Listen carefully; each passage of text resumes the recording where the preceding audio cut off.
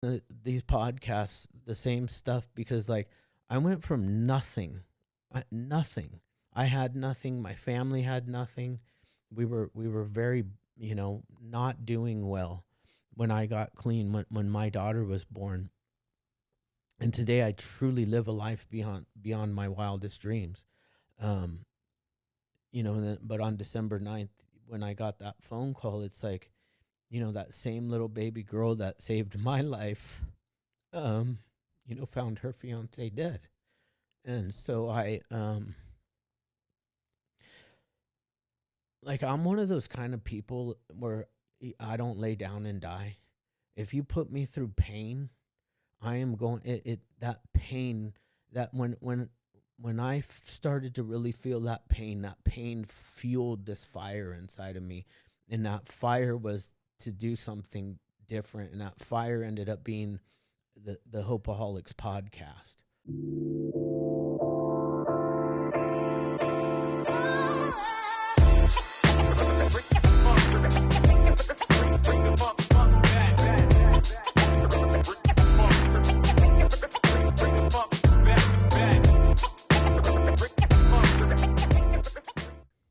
Thank you, legends, for tuning in to another episode of the Leave Your Mark podcast. As always, I am your host, Miguel Mendoza, and this is the podcast created to help your legacy. And we are here. We're at episode 63, and we have two amazing guests who have teamed up to have an amazing podcast. This podcast is called the Hopeaholics podcast. You can find them on Spotify. You can find them on YouTube, Instagram. Just go to their Instagram, the Hopeaholics podcast, and you can pull up their link tree and find them wherever they're at. And the host for this podcast, we have Chad, Carlson, and Shane Earn. Fellas, how we doing today? Excellent, thank you. Doing great. Thank you, man. Great intro. Yeah, really good. Wow. That does not come naturally. I'm not a host, man. I'm a speaker, but For to make great things happen, you got to kind of get out of the comfort zone and get into the hosting vibes. And so here we are. But you guys are doing such an amazing thing. And when you guys reached out, I didn't look into your podcast, how the numbers are doing, how the subscribers or followers are doing. I just looked at the purpose and what you guys are doing, what you're trying to do, the impact you guys are making. And so it was an easy yes for me. And so if you guys don't mind, man, talk about the Hopeaholics podcast. What inspired starting it and the mission? Oh, thanks. What inspired the podcast is a couple of things. I've worked in addiction treatment for the last 22 years, and I'm a recovering addict myself. But on September 11th of 2022, my daughter found her fiance dead in his bed from a fentanyl. We call it fentanyl poisoning now. We don't call it overdose because there's no safe illicit dose of, or there's no safe dose of illicit fentanyl. Okay. Yeah. So any dose is a potential death. So she found him dead. I got a call on. It was a Sunday morning at 7:30, and she's 22 years old. He was 26 years old. And wow. At 7:30 in the morning, and I thought it was weird that she was calling me on a Sunday that early in the morning. And when I picked up the phone, she was just screaming, and she was just screaming that Justin's dead. And so we went through all of that. We're still in the midst of trauma. She's still having a really, really rough time. But God put it on my heart to do this podcast, to make a difference, to get out and bring awareness to the fentanyl crisis, and gain a big enough following so that we can force change at the highest level, meaning, at Congress. So that's what we're doing, and that's why we're doing it, and that's the mission. We're trying to save lives.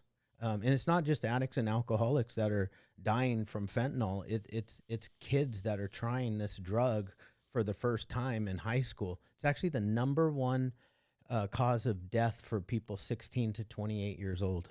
It's insanity. Wow. Yeah. Wow, man, that is a huge problem. That is a huge problem. And my condolences, man, to you, your family, your daughter, and your son-in-law. Big time, man. I know that's tough. And so Chad, thank you for sharing that. And so that's what kind of inspired you to spark this change. And it's amazing that you already had a background in something like this, right? For 20 years, which I didn't know. That's incredible. And then so teaming up with Shane. Shane, how did that come about? You know what? I've known Chad for about 15 years now through other areas, and I was just grateful that he asked me to join him on this crusade. Wow, man, that's Yeah. awesome. And so you pretty much answered the question, man, about what the mission is. It's literally saving lives and helping people be aware because, like you said, there's no safe dosage, and it's hitting kids, right? People that Kids. maybe aren't even trying to mess with it. And so that's I love what you guys are doing, man, and that's definitely why I wanted you guys on the pod. And another stat you threw at me, Chad, before we even started this interview is 300 people per day are dying of fentanyl poisoning. Yeah. And this is just one drug, right? This is just one drug. If we're talking just all the drugs in the US and other countries. So if you could, man, dive a bit deeper on just the impact that drugs are having in our world today. And you can geographically you can take that into your guys' state or the entire US or other countries as well. Well, for the past 22 years, I've been working in in addiction treatment, and we've had an opioid crisis since 2002, when OxyContin first came out, and it came out as like a safe alternative to opiate. I mean, it's an opiate itself, but anyways, for what? Safe alternative to pain. For pain, painkillers, yeah. Right. Which actually is one of the, they used to have the Oxy 80s, and what happened is heroin addicts and people who have never done heroin started switching over to the Oxys. But my point is that in the last 3 years, we have seen more death than in the whole entire 18 years prior. So that's a stat that I really want people to understand, and this is all due to fentanyl. It's coming across our borders like crazy, and that's why I want to go up and fight at Congress, because they need to stop this coming in. And at the same time, we've got to get out there and do awareness. People just aren't actually. There's actually no. We've been out on the streets, so we take this podcast out on the streets. We go talk to people Nice. that are using. We go talk to people that are, homeless, that are really struggling with fentanyl. We had a girl just sitting there smoking fentanyl in front of us, and she seemed like she was about ready to go to rehab. But she said about 2 years ago, heroin started becoming less and less. You weren't able to find it, and now there's none. It's basically all fentanyl on the streets. Everything is cut Wow. with fentanyl. So if you're, you can't even go out and as a young adult and try recreational drugs anymore, because cocaine has it in it. I don't feel like meth is like a recreational drug, but meth has fentanyl in it. We had a gentleman, what was it, about 2 weeks ago? Yeah, marijuana. Marijuana. He bought marijuana off the street. He was a 62-year-old veteran, because we also treat veterans here. And he OD'd, which we like to call poisoned. Yeah. He OD'd on marijuana laced with fentanyl. Just insanity, Wow. And this is happening. This is happening everywhere. California, Arizona, Texas, obviously were the worst, right? But Yeah. we had a gentleman come in from Minnesota, and all he had ever done is methamphetamines. And he came into treatment, and we drug test everybody when we come in, so we know exactly what meds to give them, what their detox protocol is going to look like. And we test everybody for fentanyl. and he was positive for fentanyl. And he's like, I've never done fentanyl before. And we were like, well, you're about to start detoxing from it. So, and so he had to do the opioid detox, which is way gnarlier than a methamphetamine detox. So those are the types of things that we're seeing, and it's just across the board that way. And it's at my treatment center, and it's at every other treatment center that I know. I talk to owners all the time. We talk to each other, and this interesting thing about our industry is we actually are an industry that talks to each other and helps each other, because we're in this to save people's lives. Yep. Man, that's some crazy stats, man. And it hits close to home for me. I mean, I've grown up with people who have been addicted to drugs, and but I now live in Portland, Oregon. And so I'm sure you guys have read up on some stats of how it is up here. The drug problem is really, really bad up here, to a point where they legalized, I mean, if not all of it, a lot of it. Right. And so it's definitely a huge problem. And Shane, man, Yeah. what have you seen? What hits home to you with all of this, and kind of your passion for helping this? Right. Well, this I'll cause. tell you what hits home is that one-time user that just wants to go out on a Friday night and take a pill, an ecstasy, do a rave, something we all did, or something that maybe everyone should try to enjoy at one point in their life, and they die. At a party. Yep. Alone. That's what really hurts me. We had a guy pass away the other day. Found him dead in his apartment. Family outside on the door. It's just and that's a whole nother story, because that's that was a veteran, and we went in to do an intervention on him, and he'd been dead in his apartment for a couple days. So it's really sad. Yeah. Really sad. I mean, this stuff is happening. Like, we see it weekly, and it's really, really sad.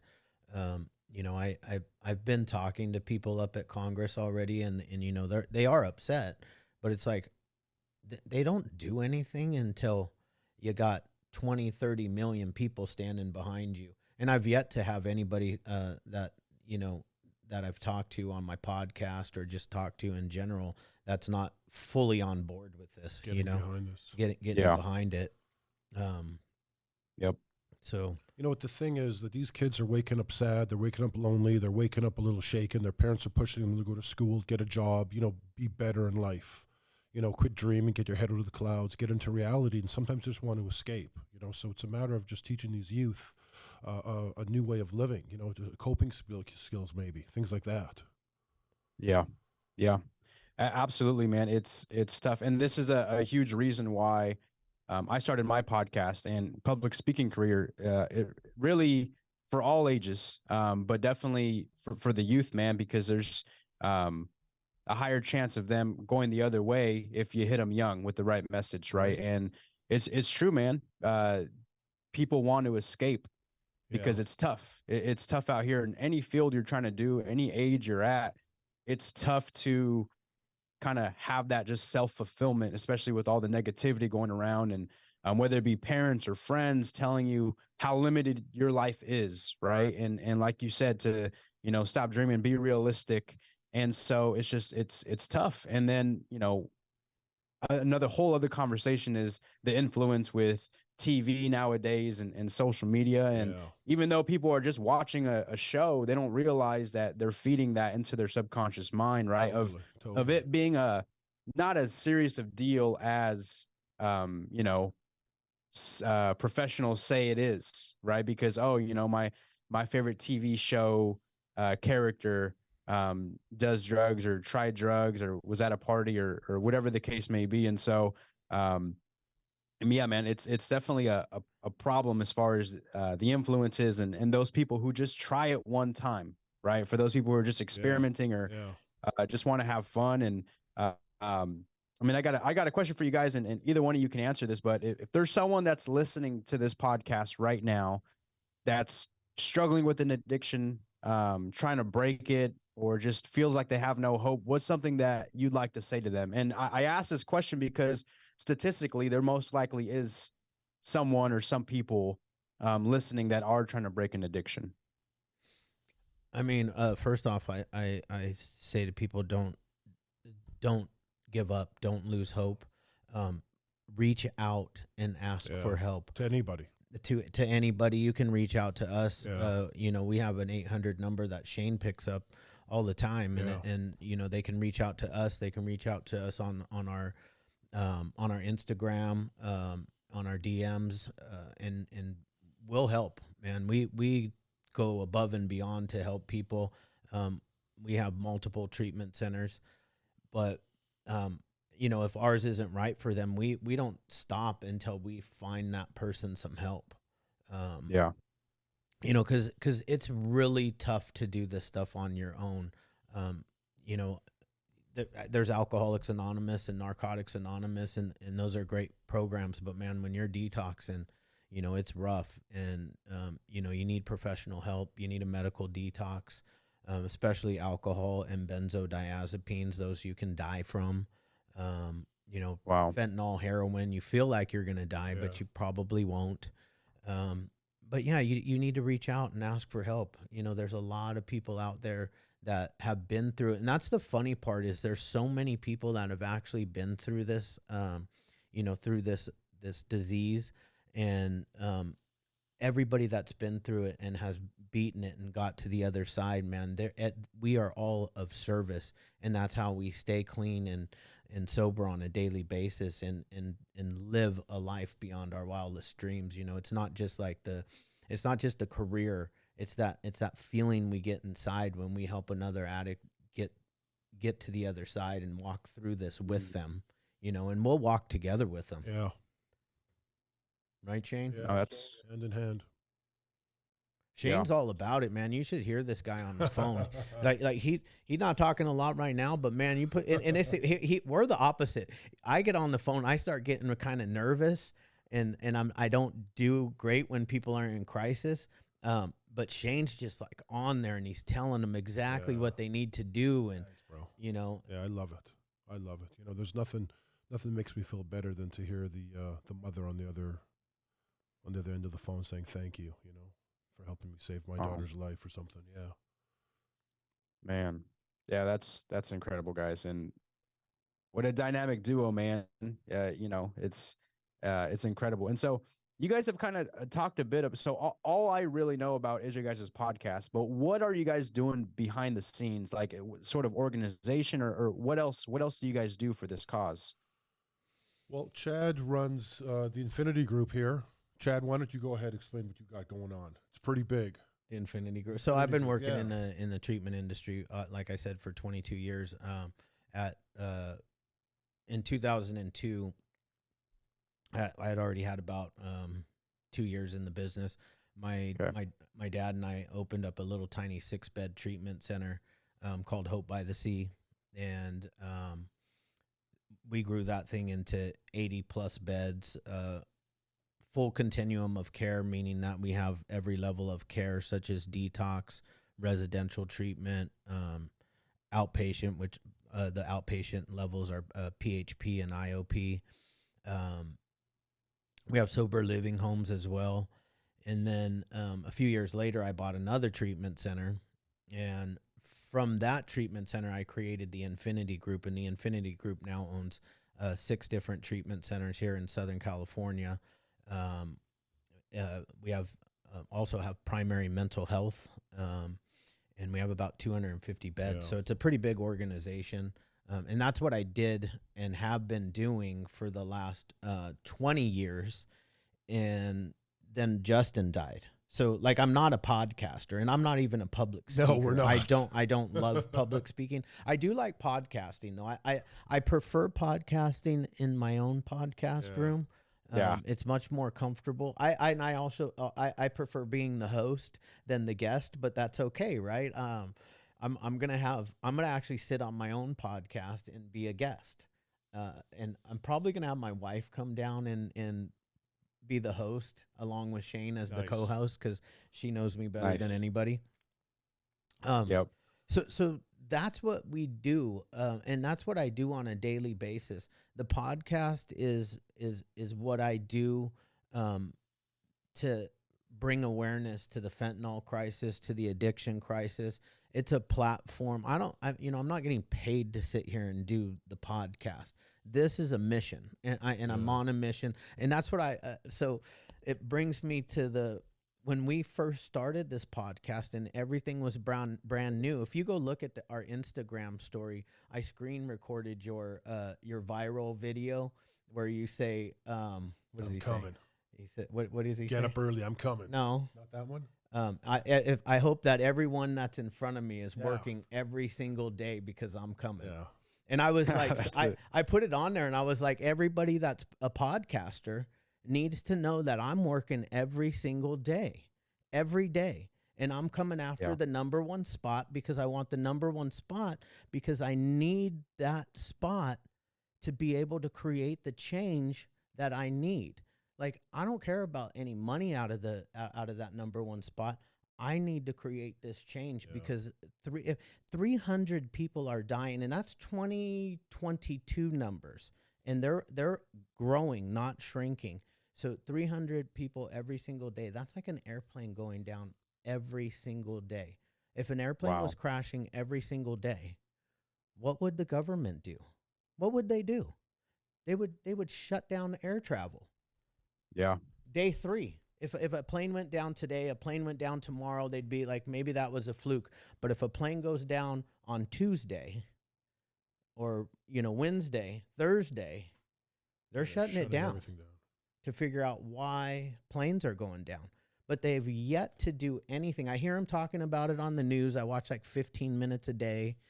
I'll jump on a particular news channel. And listen, and I hear him talk about stuff, but I don't hear any solution, and I find that a lot actually in the treatment industry as a whole, that, when the government wants to do something, make a change, or, help addicts or help the homeless people. And trust me that most of the homeless population are addicts and people with severe mental health. So they never come to us, the people that work in this industry, especially in the private sector, because people in the private sector typically know how to get things done and get people the help that they need and deserve. But I've yet to see any of them come down and ask us, what should we do? Like in California, they thought it would be a great idea to just build these huts, right? But it's costing like $800,000 per hut. That's like a condo, and so somebody's ripping off the government. They're selling them these huts for $800,000. There's a whole video on it in California here. But it's like, what are we gonna do? Yep. Man, I respect the hell out of what you guys are doing and what you just said. You guys, Chad, you've been working at this since really 2000, right? Because 2002 is when you and your dad started your guys' organization, but you've been in that industry for 2 years prior. Yep. And you've been on the mission, and that was before your son-in-law died. So when you talk about like already turning a purpose into a even stronger passion, revolution, right? That's right, a revolution. I love that. And you guys were already working the field before you hopped on the podcast, right? It's like, okay, great. We're helping a lot of people here in Texas, here in our area. But how can we reach more just with this awareness or with this impact or with this even preventative care, right? And so let's hop on the podcast. And I love that you caught that video of, I hope whoever's in front of me, I hope you guys are working every single day because I am coming. And I love that, man. And I can relate to it, Funny enough, though, that the full context of that podcast episode, I wasn't even talking about myself. I was talking about like, this is the mindset that we have to have. But that is exactly my mindset is like, man, I'm working every day. I'm up at 3:30 I always say I'm up to wake up the roosters every morning, man, because I'm on a mission, right? Yeah. And I'm about my purpose, just like you gentlemen. And my purpose is to help people understand that they don't have to live below their means. They don't have to live a life of limitation, right? And there's a lot of things that are limiting us, and drugs are definitely a huge one of them, but also just people's social circles of all them living these mediocre lives of, man, let's just get through the week so we can go to the club on the weekends, to the bars on the weekends, and drink, do a little bit of drugs, and you know, call it a life. And really, to me, that's the saddest thing ever, because regardless of what people believe in, right, higher power, a God, certain religion, the odds of us being here on earth is 1 in 400 trillion. So we were not here to be mediocre, right? We're not here to settle for less. And if I can push that message out, because a lot of people don't know, right? They just do not know. They just are kind of rolling with whatever they were taught in their environment growing up, right? And I always compare it to you guys ever hear about training fleas? This is actually true. Yes, I've seen, when they close the lid and they lower the roof and they jump low. Yes. That's right. So you throw a flea into a jar, and this is true, by the way. This is actually scientifically studied, and this project was done. But you put a flea in a jar, and it hops right out, right? You put it back in, it's going to keep hopping out, keep hopping out, keep hopping out. But if you put it in and then put a lid over it, it's going to jump up and hit its head on the lid, hit the lid, hit the lid, hit the lid. But then eventually it jumps just below that lid, right? It's like, all right, I get it. I can't go that far. So I'm going to stop trying. This is just where I'm at now. And then this is the crazy part, is that if you take the lid off the jar, they won't jump still out. Jumps just below where that lid would be. Right. But the opportunity's there now, right? Whatever limitations were there is gone. You can go for it. Yeah. But it's just like, nah, man, this is the new normal. This is life now. And so what I like to say beyond this experiment is, you know, that flea, let's say it lays eggs, right? And now it's a little community of fleas, but none of them know that they can jump out of the jar, right? I feel like that's where we're at with 99% of people. Is they were born into this life of limitations because nobody around them is jumping out of that damn jar of the limitations. Maybe one person every now and then, but when that happens, they'll just be like, oh man, they were lucky, or they were chosen, or, you know, whatever. Cool. It's not meant for me, but go ahead. But no, man, it's meant for all of us, right? We're all chosen. We're all chosen for greatness. It's just those who actually believe that they were chosen. Those are the ones who hop out of that jar, right? And go on. And so, man, that's why I'm working every single day. And I give live speeches, which is my true passion. Funny enough, you know, I've known I wanted to give speeches since I was 14 years old, because I was sick with the disease when I was a kid. And you know, listening to, supposedly there was no cure, but listening to speakers, reading books, it just helped me like evolve my mind to like, man, this ain't it for me. Like, you know, I can not only beat this, but go on to do everything I want to do in my life. And that's exactly what I did. And so my mindset is probably just like yours, Shane, and especially you, Chad, of like, I want to pay this forward, right? The people who have helped me see a different way, see a different light in life, is I want to pay it forward. And so I always knew I wanted to be a speaker, and didn't know about podcasting until a year ago. But but I knew I had to go, you know, gain that credibility of, all right, cool, I beat this illness, but now let me actually go play my college football, open up a business training athletes, and make that successful. And so once that happened, I'm like, all right, let's kick this off. And so I've given speeches now, and have doing this podcast for a year. And it's been amazing, the impact, right? And because that's what I care about, just like you gentlemen, is I'll wake up early. You know, I'll when I'm with my son, who I share custody with, the cameras are off, the computer's off. It's his time. But when I'm not with him, I'm making up for that time, right? And I hate to even say it like that, because, you know, obviously he's my first priority. But so late nights, whatever the case may be, I need to get through to those people who have just such amazing gifts and potential, but they're limited.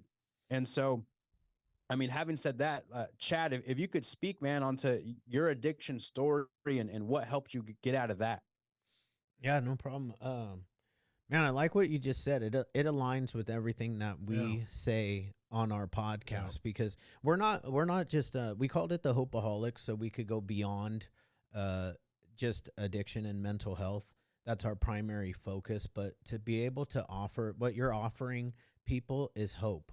You know, you're offering them hope that they can come out of the depths of their despair and become successful. And that's what I preach on a daily basis, because I am the epitome of that happening.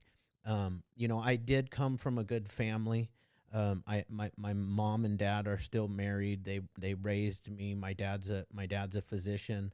My mom's a nurse. All of my sisters are nurses. Wow. But when I was 18 years old, we lost everything. So I went from being up on the hill to losing everything. And for the next 5 years, my addiction really took off.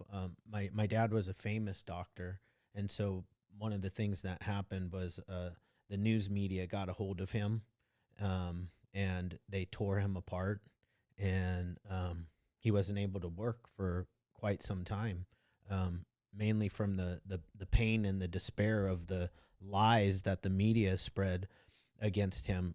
And, you know, to see that happen to your dad, it was painful for me. And I ended up really diving hard into mostly methamphetamines was my drug of choice, but alcohol, marijuana, and that's about it. Benzodiazepines like Valium or Xanax.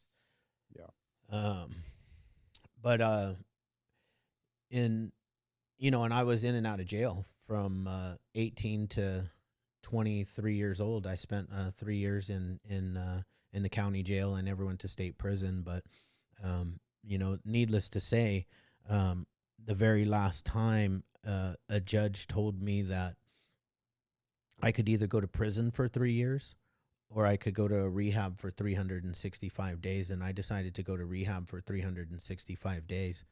And is the best thing that ever happened in my life. Prior to this, like I was a high school dropout. I had never, accomplished anything in life. And I was homeless for 5 years, not like shopping cart homeless, but like hustling on the streets, trying to, scrounge up $20 so I could stay at like a Motel 6. This was back in the early 90s. So, life was a lot cheaper. But it was miserable. I was extremely miserable. I wasn't a very good drug dealer. I did all my drugs. And I took the rehab. I stayed clean for 3 years, and I decided that maybe I could use again, and I did, and I used, and I went back to a rehab shortly after about a month of using.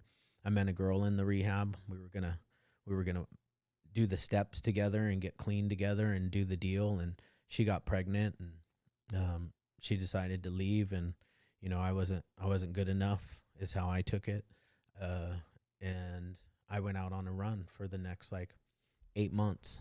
And on December 9th of 2000, I was driving down the 10 freeway in Pomona, California, and I fell asleep behind the wheel, high on meth. I hit the car in front of me, spun out, and my car just went rolling 7 times down an embankment.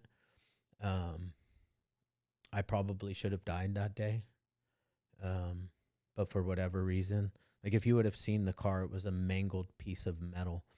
And anyways, the long story short, the ambulance came, and I was in the hospital for 3 days. I got out, and I went and used again. And this was on December 14th, I was using with these Chicano gang members in LA, and I smoked some pot with them, and I got super paranoid, and I was looking around the room, and I was like, man, I'm sitting here with some stone cold killers. And I called my mom, and my mom was crying, and I asked her why she was crying. And she said, you just had a little baby girl. And I had that moment of clarity.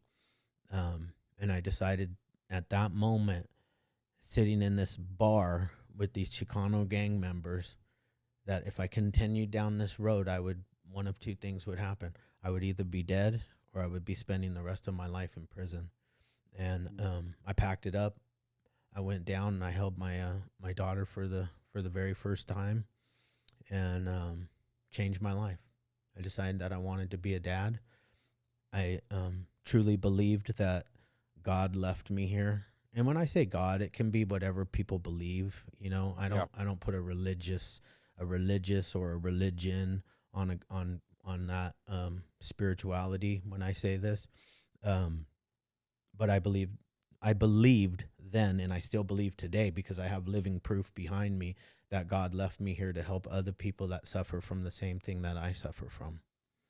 So this is the part where it gets emotional for me, because like I built this company for, and I've helped tens of thousands of people change their lives and get their lives back. And, and then that same little girl is the one whose fiance died on September 11th.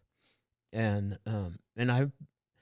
I preach on these podcasts the same stuff, because like I went from nothing. I had nothing. My family had nothing.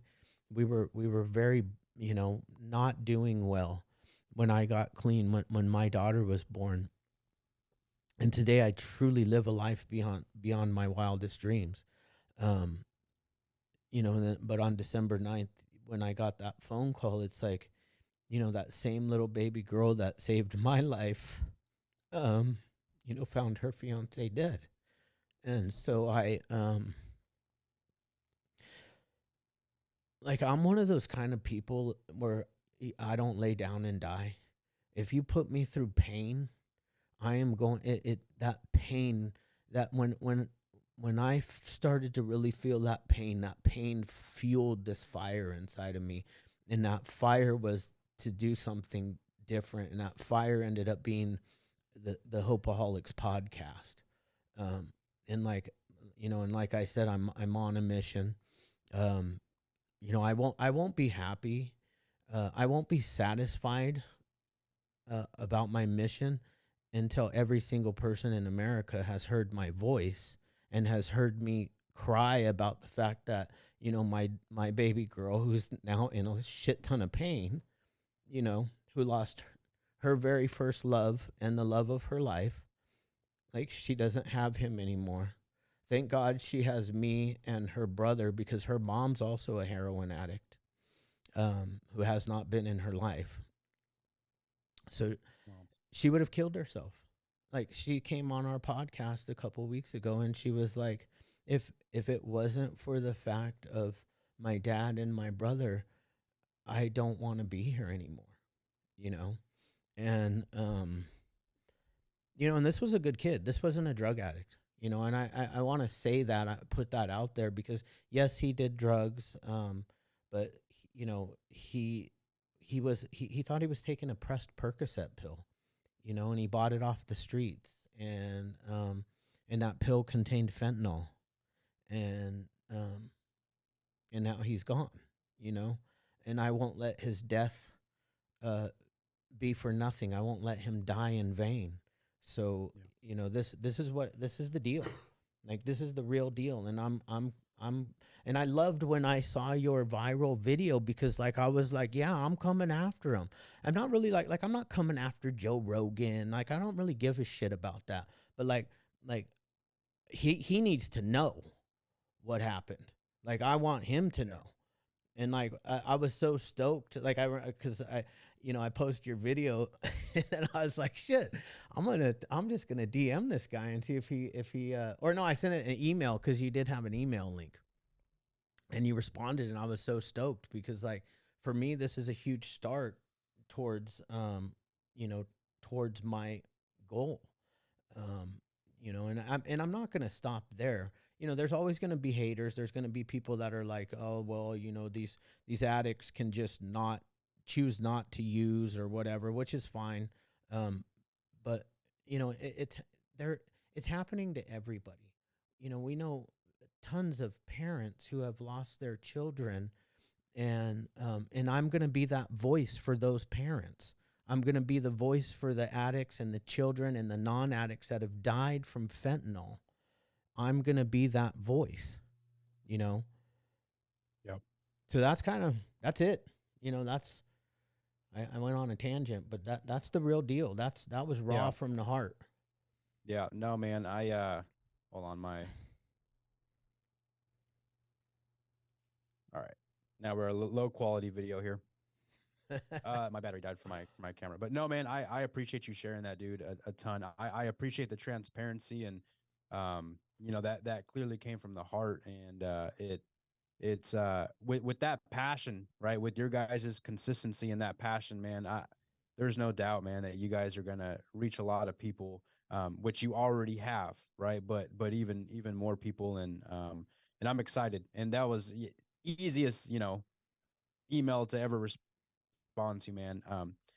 Because again, it also hits home for me because I've had people that I care about that got caught up in drugs, and even just like, man, being in an accident and taking painkillers and getting hooked on them, and that leading to heroin addiction, and them throwing away amazing job and career and relationships, and because of this addiction, right? Because of what's going on. And a lot of it, is again, sure, the ignorant people will say, oh, well, they should have just never took drugs in the first place. And yeah, Right. again, that's fine. But I say ignorance because they really don't understand or don't care to understand how a lot of these people get in it, right? Get into it. And Right. even whether it be an accident or whether it be something that they really didn't think would turn into what it would become.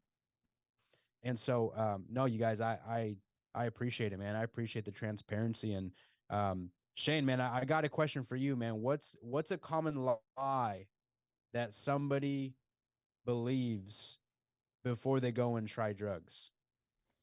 A common lie that they tell themselves.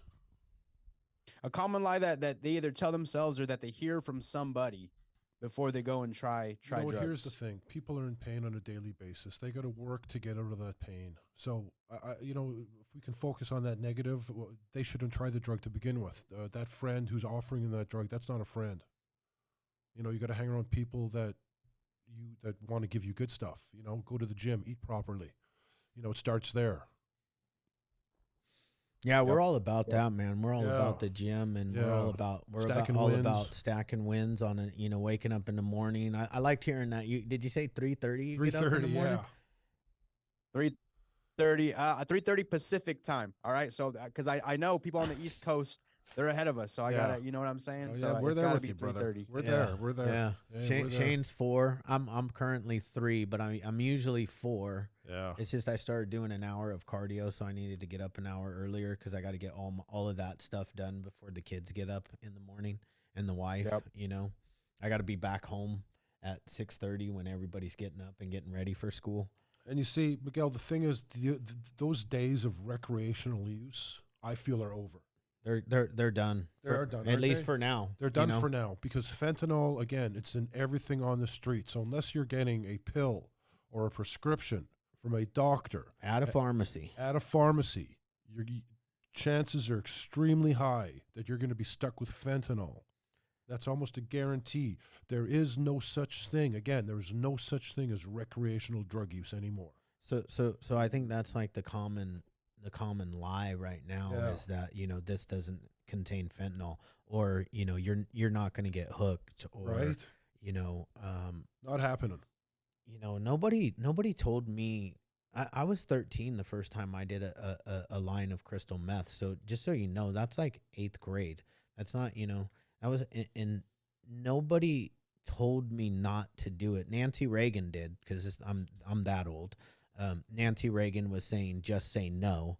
But we were like, we were young, and things, life was cool, and this was the 80s. Yeah. And we were like, forget about that lady. She doesn't know what she's talking about. And, we smoked pot, and somebody gave me a line of crystal meth, and I was like, why didn't somebody, because I have a mild ADHD, I'm a little, and it calmed me down, and all of a sudden I could focus, and I wanted to do my homework. And the drug, so the what I find from, to answer that question, is the lie that is told after you do a drug, is that this is the best thing that ever happened in my life, because that's how I felt when I did my first line of crystal meth. They called it speed back then. Crystal meth just sounds so much more gnarly to me. But I was like, why didn't somebody tell me about this sooner? Man, I can focus. But the drug lies to you, and that's how it grabs you. And then the next thing you know, like, I needed the drug just to wake up in the morning. And then I needed it, and I couldn't function as a human being. Like, I was a non-functional drug addict. And so my life became the streets. And that's the lie. That's what the drug tells you. You know, Yeah. the drug lies to you because it makes you feel so good, and it tells you that you're going to get this same high every time. You're not. It's one time, and then the rest you're chasing that high. Especially, like, you know, I remember crack addicts, man. That's why crack was so gnarly in the 80s, is people would take that first hit of crack and their head would just ring, and it felt so amazing, and they chased that over and over again, and you never got that same ring again. It's just it's insanity, right? We say around recovery, you know, the definite, and you say, I hear it all over I hear it outside of recovery now, but the definition of insanity is doing the same thing over and over again and expecting a different result. Well, if I continue to use drugs on a daily basis, nothing good is going to happen in my life. It's just a fact. Yeah. I liked what you said about, you know, going, you know, people go out to clubs and bars and woo, woo, woo. And it's like, you know, because like they see hip hop artists, and they see all, you know, movie stars, and they see people out doing these things, but are they really doing these things on a regular weekly basis? Probably not. They're probably in the studio most of the time, working their asses off. And then every once in a while they show up at a club and they film it for a while, and then they post it for, you know, weeks on end. But it's not reality. Yeah. Yeah. No, I love it. And I love the overall answer is, you know, you trying drugs and thinking it's recreational is a lie.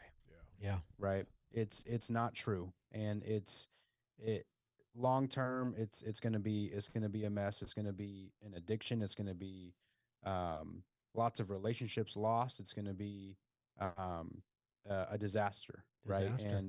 And the other lie is, that,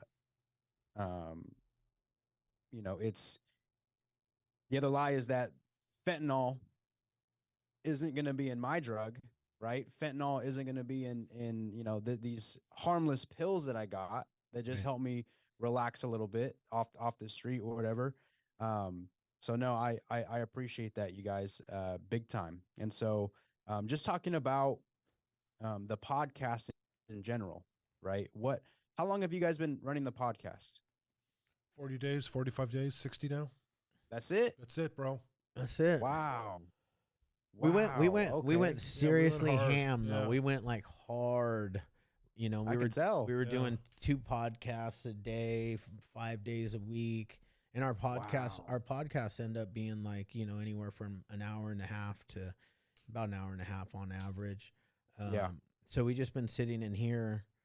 This is also my treatment center. So we have the studio here, and then right outside the door right here is the rest of my treatment center. So this used to be my office. I turned it into a studio and moved to a different office. So yeah, we've already put out like 30 episodes? Yeah, about 30 episodes. Wow. Yeah, we got 40,000 square feet of love here, bro. Yeah. You know? I love that, man. Yeah. We're in network with all insurances. So anyone that calls, we help. You know, veterans call.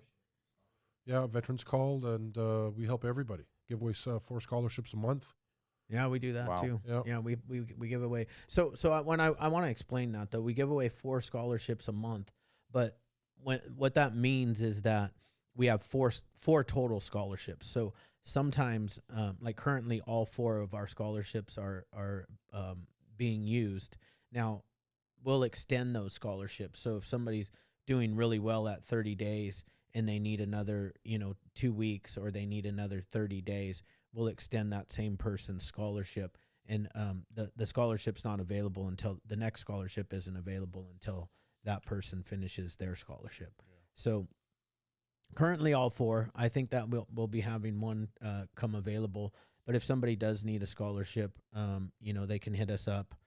We'll do whatever we can to place them. So that's the only time that somebody gets put on a waiting list is for the scholarship. But we do that. We do. I said do. Yeah. Do. We got a thing here. Do. We got to laugh, right? Because you don't have to say that second do. You know that whenever we can just say we do that. You don't have to say the second one. You don't have to say do.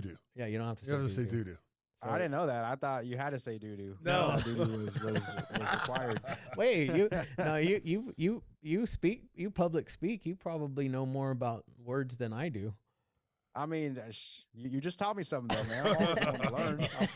See, everyone's got to be able to learn, bro. So much, man, I'm only 26, man. I got a lot to learn. Yeah, you're a youngster, huh? Youngster. Good for you, bro. Yeah, I'm glad you're doing this at this age, man. That's really good. It's huge. Hustling. Yeah. I mean, it's, same with you guys. Life just beat me up, man. And the illness that I told you guys about. I was 13 when I was diagnosed with that. That wasn't even the beginning. Rough childhood. I didn't have the Wizard of Oz childhood. I had the walking into the living room and seeing my uncle cut up some drugs and bag them up and sell them, and him in the garage doing drugs with his friends, and parents divorced when I was 6. I saw all of it. I saw all.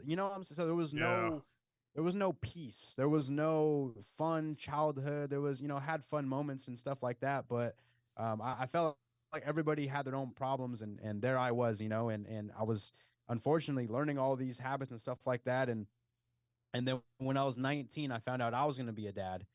And I had already, started to develop a really strong mindset. And then, ex-girlfriend found out I was pregnant. And then I was just like, all right, it's cool that you're a hard worker, but now it's time to just sharpen every area of your life. All the anger that you've learned, all this stuff, the whatever it is, it's time to sharpen it. And so huge, credit to my son just being born. I wanted to put an end to everything that was going on in my family's kind of history, right? The generational curses that people call it, right? And so, man, aside from that, I spent a little time being homeless just because, I was still chasing my college football dreams, and didn't have the support of family and stuff like that. And so, and I wasn't like bummed about it. I'm like, this is just what I have to do. Yeah. This is part of the process. I'm not the only one that had to go through this. And I was actually grateful because I had a car. I had, I worked at a gym, a 24-hour gym. And so I got to shower. You could shower. Service. Yeah. Like, man, I lived the most luxurious homeless life. Yeah. And but there wasn't a single moment where I was like, man, this sucks. You know what I'm saying? My life is horrible. It's like, no, I have a vision. I'm on the mission. And this is just a chapter in that coming to life. And so, all that stuff, man, so many more details and things that have gone on in my life to where it's just like, here I am. I have some stuff to say that can help some people. Right. And so, that's super great. You guys are into fitness. Once I was done playing college football, I opened up my business, training athletes, and it was called Leave Your Mark Training. Right. And so Marc is this name of my son, Marcus. And so, he was already 3 years old once I started the business, and he's always been by my side, and never used him as an excuse. Oh, I can't do this because I have a child, right? Oh, I can't play college football because I have a child and I have no family in the area and all this and that. And so, my business blew up as soon as the vaccine came out for COVID, and, got 50 plus clients, and I started the podcast around that time as well. And then January of this year of 2023 is when I actually completely put my business on hold pretty much, and told all my clients and families about 40 days ahead of time. It's like, I'm going to fully transition into the podcast and into giving speeches and traveling to speak and all that type of stuff, because of the impact, right? Because of the vision. And so, man, this, I don't feel 26, I feel like I've I don't know, man. I've just lived a lot, seen a lot of stuff, and I just so happen to only have been on this earth for 26 years. And so, and here we are, you know? Yeah, but bro, a lot of people have seen a lot of stuff and they still stay still or they stay in their shit. You know, good for you for not staying in it. Yeah. Yeah, man. I appreciate that. And that's very true. Right. Everyone's got a fucking excuse. Right, and That's right. I liked hearing what you said because mindset is everything, right? Or a perception is everything. You know, it's the most important thing to being successful. Like, if you want to be successful, you have to have the mind of a successful person. You cannot give up on anything. So many people, like, they have these great ideas and they start to go after them, but then they stop. And you know what saddens me about that is that most of these people are stopping 5 minutes before the miracle was about to happen. Like, Man. it was about to if you would have just held on and pushed a little bit longer, because like when things are the worst, when you're going after something and things are the toughest, that's right before greatness happens. Like, things get really, really hard. And you might be like out of money and like tired, and you've just worked, and bam, the next thing you know, you keep going, and all of a sudden, Right. there it is. It's kind of like that bamboo tree I water for 5 years. That's right. Hey? That's right. Right? That's right. And then it finally on starts now. growing. It's just like all of a sudden, bam, you're there. Like, I pushed and I pushed and I pushed. Yeah. And then the Huge. next thing, you know what kind of blew it up from my treatment center. So I'm back in like the old days before insurance paid for treatment. Everything was cash pay. And there was this TV show back then. It was called. It's still on. It's like running 19 years strong. It's called The Intervention Show, and it's on A&E. And I was like 3 years into my treatment center, and the show was the first season had just aired, and I called him. I reached out to him just like I reached out to you. I reached out to him and I was like, "Hey, we have a treatment center. It's family owned and operated, and blah blah blah." And I sent this really beautiful email to him, and then all of a sudden the lady called me, and I was like so scared to answer the phone. Well, she had left a message, and I was so scared to call her back. Yeah. And I sat with my mom to help me call her back. And we called her back, and the lady fell in love with us. And That's exciting. And then the next thing you know, we did 17 episodes of that TV show, and I was like, yeah. And Man, that's incredible. And man. that was during the height of its. It was really, really big in the like 2010, that the like 8 to 13. I'm asking you a question. Oh, you're asking me? Sorry. I thought you were just making statements here.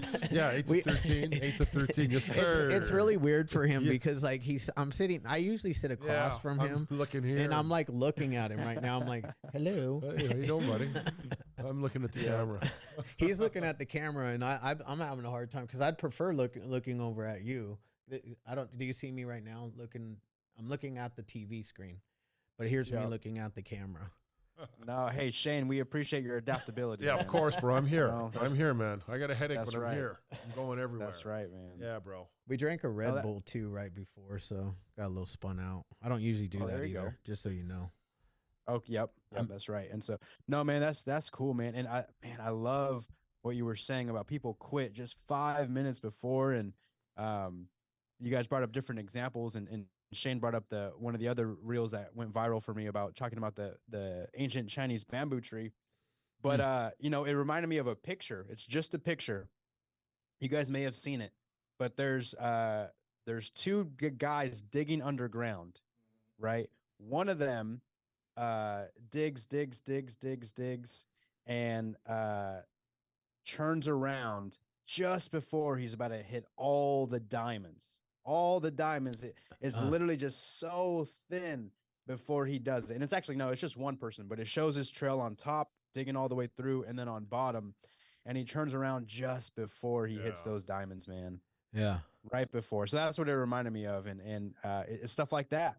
To where it's just like, man, if you just don't give up, right? If you just don't give up, you are going to be so much further ahead than 99% of people who one, don't even try in the first place because it is scary, right? It's scary to take that shot. It's scary to take that leap of faith. Shane, for you, it was scary to call that person back, that lady, right? That responded to your email. It's scary, right? Yeah. Even if you have kind of a layup there, an opportunity, it's scary to take that chance, man, because call it fear of failure, call it, anything else. It's scary. But so a lot of people don't even try, but even those who do try, the first sign of negativity, first sign of failure, oh, it's not meant for me. Yeah, not I meant gotta, for me. Not yep, meant. I got to turn around, right? I'm done. I tried. I gave it a good college try. Yep. You know. Yep. Ran the business for 8 hours. I don't have any sales, right? Yeah, no or sales. whatever. Took me A month, 17 6 days. months. So we opened up our treatment center on October 15th. I mean, we started it October 15th of 2002. We actually opened our doors on April 1st of 2003. Okay. And we didn't get our first client for 17 days. And I had already worked in the industry, and I had a lot of connections, and the internet was new, and I was one of the first people advertising on the internet, and I was watching my money dwindle away, and I was just sitting there, and I was like, and what's funny is my first client didn't even come from the marketing that I did. It came from a mom that knew me from my previous workplace, the previous treatment center, and she called my phone and she said, my son's relapsed, and I heard that you started a treatment center, and I closed the actual first client for First Hope and by the only Sea. one. But yeah, so I'm one for That's one. your 1 for 1. That's one, it, yeah. bro. You That was- retired after that. I retired. I was like, man, I'm good. I don't. 100%. He's Yeah, not a phone guy. I'm not the phone He's guy, not but a I'm really good at marketing. I'm really good at business development. I stay with my strengths, and then what I do, and see, some of the things that people don't do, is they don't surround themselves. First thing you have to do is you have to find out what are your strengths, and then you take your strengths, and then you find out what are your weaknesses. And you don't always have to work on your weaknesses. You actually can surround yourself with people whose strengths are your weaknesses. Yep. And then you come together as a team, and it's like, man, like I don't like doing compliance. And there's a lot of compliance in my industry now. So, I have a guy that he's passionate about it. He loves it, thrives on it. So that's my guy. He's a freak. Yeah, he really is. His name's Peter Gates. He would be so happy to hear his name. Shout out on this. Peter. Yeah, shout out to Peter. He'll be so happy to hear his name on a podcast. Yeah. Man, you guys gonna have him on soon? We had him Yeah, on we had ours. him on. Yeah. His is actually one of our top performing podcasts. I think Wow. the top one is we had Bob Menery on our podcast. So I saw that, man. his That's huge. yeah. It was so weird because he was like on. I don't follow him on Instagram, but my wife did, and he was on his story one day, and he's like, "Hey, would anybody want to do a? I'm just sitting here bored, and I'll jump on anybody's podcast right now." So my wife DM'd him, and we zoomed him in, and the sound quality was really bad, so he decided to come down like a couple days later, and we had him on the podcast. It was great. Wow. I loved it. It's one of my favorite podcasts because he's funny, and he had no idea like I was joking and talking about about working for the CIA, and he's like, "So you can admit that you work for the CIA?" And I was like, "No, dude, I was in a meth-induced psychosis. I thought I worked for the CIA. I didn't really actually work for them." That's hilarious, man. See, it's stuff like that. I'm single and I love my life. I'm fulfilled, but man, that's having that wife there just snag that for you, man. That's amazing, man. I That's will tell awesome. you, and Shane and I are both married, and we're both very Happily lucky, married. very lucky men to have found Yeah. women that will put up with us, who support us, and because when you do find that right person, that woman will make you a better man. And, she gives me confidence to come down here and do a podcast with you, because like, I don't do that. I'm an introvert. I don't really, and it seems like I'm not because I'm talking a lot, but, once I get going, I can talk. But she gives me that confidence to do that. One, because she's really hot, and I'm like, I must be kind of cool to be able to. She thinks I'm a total nerd though, so I don't know. Man, I would love to hear that hype up conversation she gave to you to come onto my podcast. She was probably just like, man, he's just a good looking young guy with a nice voice. He just go on there and do your thing. All right. Just be yourself, honey. You're so amazing. Right? I love that, man. I love that. Shout out to both your wives, man. Yeah, thank you. That's incredible. Appreciate that. Absolutely. Well, you guys, man, that about wraps it up here. If you guys don't mind, can you guys shout out your guys' Instagram username so people can find you there? Yeah, our Instagram username is the Hopeaholics. The Hopeaholics, simple as that. Yeah, just simple as that. From there, like I said in the beginning of the episode, we can find the link tree to go to the YouTube channel, websites, all that good stuff, right? Yep, you can find it all right on the. Yeah, and if you want to get hold of this guy's Chaddict, that's with 4 T's on Instagram. You can get right to him. You can get to me. Yeah, right to him. Chaddict, 4 T's. Yeah. Chaddick, got it. Chaddick. Bam. Yeah, And the Hopeaholics. Well, yeah, baby. Fellas, we got to do this again, man. And if it deems appropriate, I would love to come on your show. That'd be great, man. You fly down here? Man, Yeah. I would shoot. Let's do it, man. Southern Let's set up a California. date. Let's go. Yeah, You know no, what? sure. You know what would be cool? You could come down and we could make it a business. We could make it a business thing. You can come do like a talk for my treatment center, like 80 clients, 80 people, a nice, positive, motivated. I'm going down to SoCal. It's not fully booked yet as far as the date, but I'm going down to SoCal this summer, beginning of summer, to speak to a youth nonprofit organization, to some high schoolers, man. So if we can, Done. Yeah. Knock out a bunch of birds with a stone there, or even find our own time and date. But I'm up for it, guys. Let's do it. Yeah, I'll shoot you. I'll shoot you through the DM. I'll shoot you my number. Yep. All that, man. Well, you guys, again, Thanks, I bro. appreciate you guys a lot. Again, you guys, day, the man. Hopeaholics. Find them on Spotify. Find them on YouTube. If you like this episode, it's just it's just a little sample compared to the stuff that they got. They got 30 episodes done in 40 days, and so a lot of passion. A lot of just good stuff. So please check them out. And if you guys are listening to this on Spotify, Apple Podcasts, whatever platform, you can also watch this on YouTube, the Leave Your Mark podcast, vice versa. If you're watching on YouTube, feel free to download on any of your podcast platforms. But Chad, Carlson, Shane Earn, thank you guys. Thanks, brother. Thank you, Appreciate it. man. Have a great day. Yeah. You too. Good times. All right, Recording fellas. stopped. I stopped recording real quick before before I you guys get out of here. Are you guys recording this also? Yeah. Okay, cool. So I don't need to send you guys a copy? Yeah, we should be good. He's gonna run. We're gonna run through it. If we need a copy, we'll let you know.